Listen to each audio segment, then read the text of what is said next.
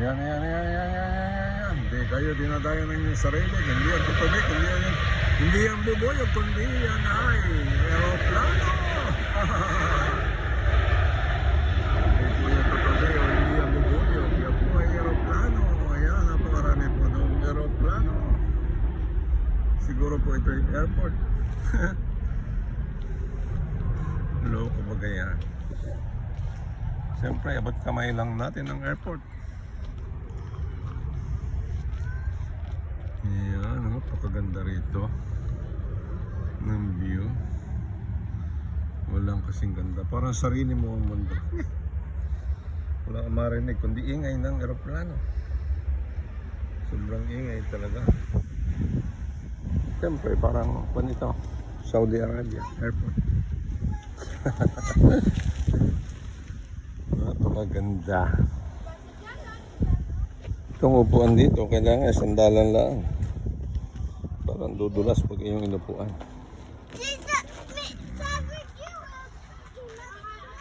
Sariwang hangin, siyempre. Sarap daw hangin, makapag-uwi nga ng hangin. Nakikita tayo ng aeroplano na naman, nalilipad. Yan na naman, oh.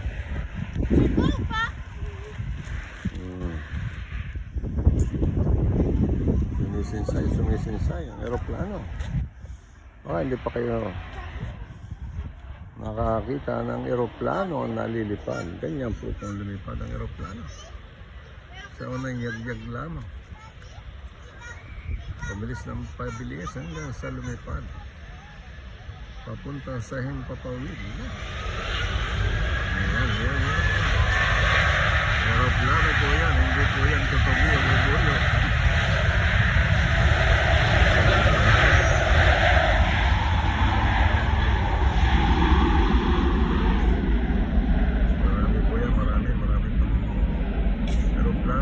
Sasaksihan natin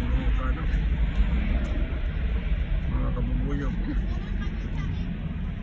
Kung isa magandang kulay, lilipad na yan, liliko, parang pinipisting lang ang manobela. Ayan, bumubuelo po pag tapat na natin. Kala po kung talaga pong napakagandang masaksihan, babalik pa yata yun. Nakakalimutan nga tayo kanyang karta moneda.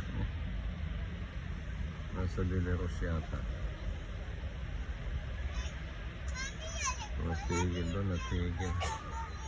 Ang daming aeroplano dito. Napakasimple. Parang nasa airport lang.